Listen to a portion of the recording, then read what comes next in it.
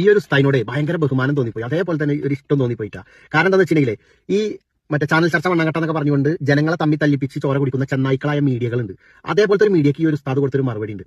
സംഭവം ഒന്ന് കേട്ടോട്ടെ. ആദ്യം ആ ഒരു വോയിസ് കേട്ടോക്ക്. ഹലോ ഹലോ, നമസ്കാരം. അഭിദേവാണ്, ജനം ടി വിന്നാണ്. നമ്മൾ തമിഴ്നാടുമായിട്ട് ബന്ധപ്പെട്ട ഒരു വിഷയമാണ്. തമിഴ്നാട്ടിലെ ഒരു ഈ തിരുപ്പുരൻ കുണ്ട്രം എന്നുള്ള ഒരു തരത്തിലുള്ള ക്ഷേത്രവും അവിടെ ഒരു ജലശയമുണ്ട്. അപ്പോ അവിടെ ഈ മൃഗബലി നടത്തുന്നുണ്ട്. അപ്പോ അവിടെ ഈ ക്ഷേത്രക്കാരും ഇവരും തമ്മിലുള്ള ചെറിയ തർക്കവും പ്രശ്നങ്ങളും ഒക്കെ ഉണ്ട്. അപ്പൊ നമ്മൾ അതാണ് ഇന്ന് ചർച്ച ചെയ്യുന്നത്. ഒന്ന് പങ്കെടുക്കാൻ പറ്റുമോ? ആ വിഷയം അറിയാമോ? ക്ഷേത്രവും പള്ളികളും തമ്മിൽ തർക്കം ഉണ്ടെങ്കിൽ അവർ പ്രാദേശികമായിട്ട് പരിഹരിക്കുന്നത് നമ്മുടെ പരിഹാരമാണ് വേണ്ടത്. നമ്മൾ 4 പേര് കൂടി ചാനലിൽ ഇരുന്നിട്ട് അങ്ങോട്ടും ഇങ്ങോട്ടും ഫൈറ്റ് ചെയ്താൽ അവിടുത്തെ പ്രശ്നം തീരുക. നിങ്ങൾ ആ ചാനലിൽ ഇറങ്ങിയിട്ട് നേരെ അങ്ങോട്ട് നിന്നിട്ട് അവിടെ പ്രശ്നം പരിഹരിക്കും. അപ്പൊ പ്രശ്നങ്ങൾ പരിഹരിക്കാനാണല്ലോ വേണ്ടത്. അതല്ലേ വേണ്ടത്?